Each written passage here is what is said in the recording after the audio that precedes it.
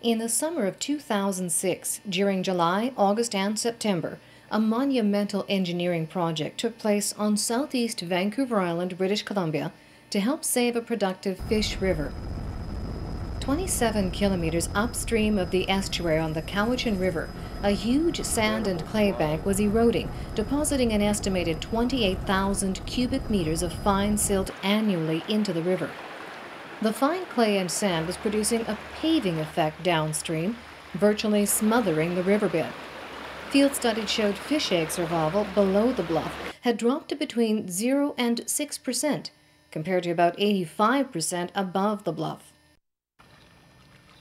The decline in productive habitat had been an issue of major concern for several decades.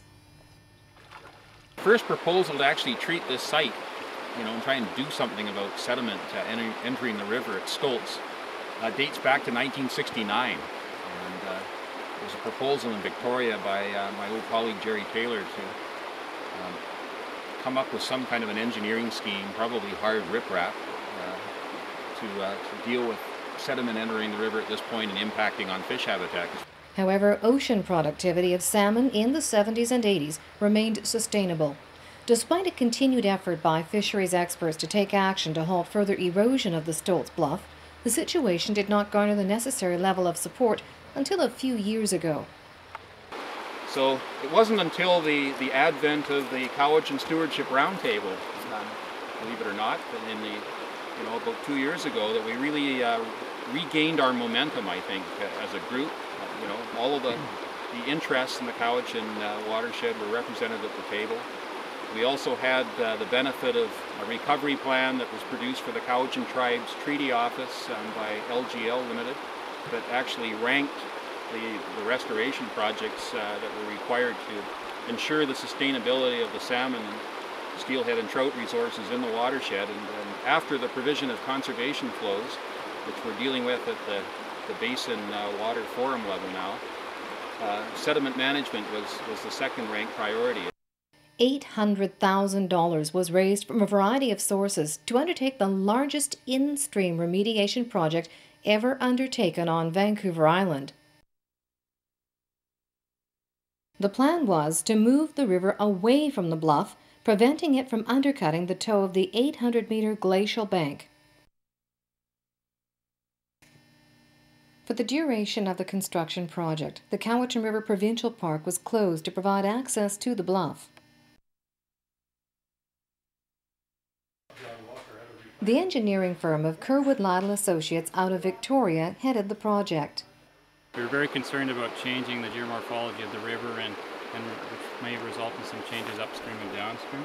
So we looked at the reference reaches upstream and downstream through aerial photography and other means to come up with your typical bank pole width, what you'd expect on this river, what kind of geometry, the longitudinal gradient slope.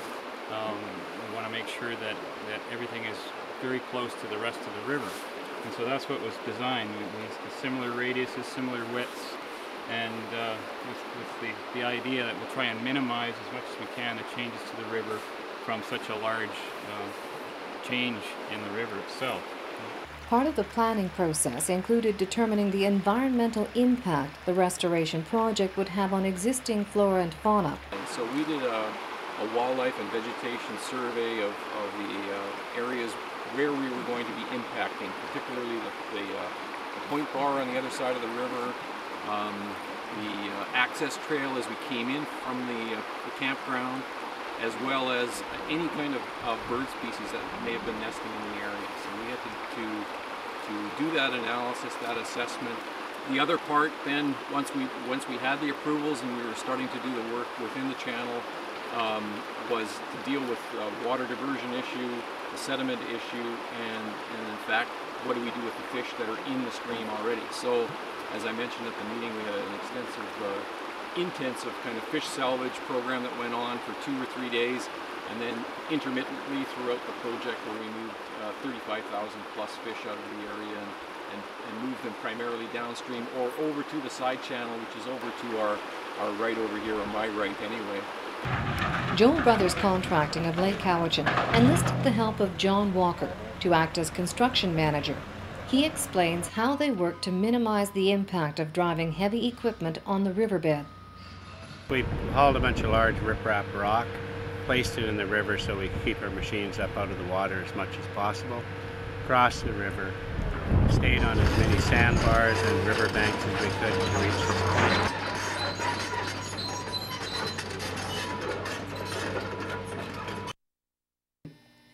About 200 meters upstream of the Stoltz Bluff, a temporary dam was built across the main channel of the river, diverting it through a winter flood channel. And we excavated everything at the dam site and filled the bags on site with local material from there. And what is it composed of primarily? Well, we started off, we established our first layer and allowed water to even top over those.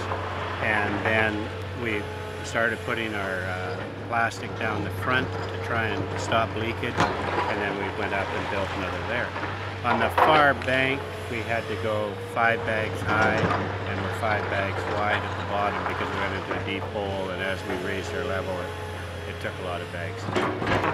There's 358 bags in the dam, and they average about 1.5 meters of gravel per bag. And what we did is we've used the material from our overflow channel to put into the bags, which we intend upon when we take the dam apart to place a lot of that material back into the overflow channel to have limited flow through it. But we still want to maintain a bit of flow because of the high fishery value within the side channel. A number of steps were taken to minimize creating more silt downstream while the construction took place.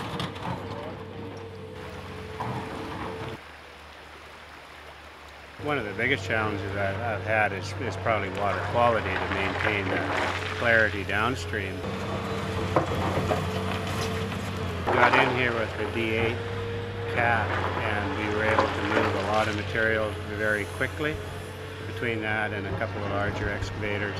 And then we established a drainage ditch down the right bank from top to bottom, which we've been able to maintain and manage our flow, and it's worked out very well because we have had siltation in our work area, but it's been very manageable. And we have down at the bottom of the river we have 2 sediment catchment areas, and we're running 2 6-inch pumps out of there, pumping back up into the floodplain and letting it naturally fill before it.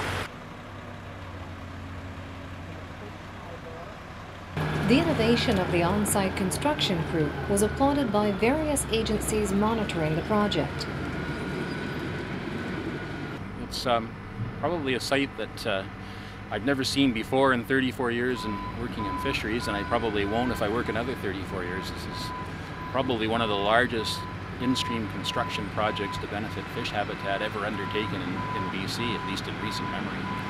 And the fact that they were able to move the river and basically 7 cubic meters per second over into a natural side channel and provide access for recreationists who want to bypass the work site and provide a reasonably safe refuge for fish during this construction project, I think is a tribute to the construction management team and the contractors.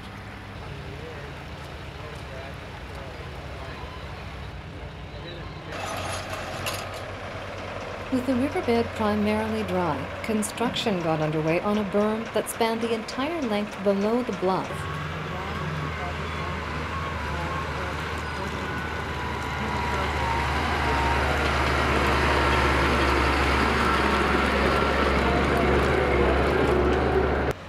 Well, today they finished the keyway and they're starting to put the heavy riprap keyed in along the far shore. This will begin the process of creating the new edge for the new channel. The center line are the tripods that you've seen going down the middle of the channel. That's the new channel.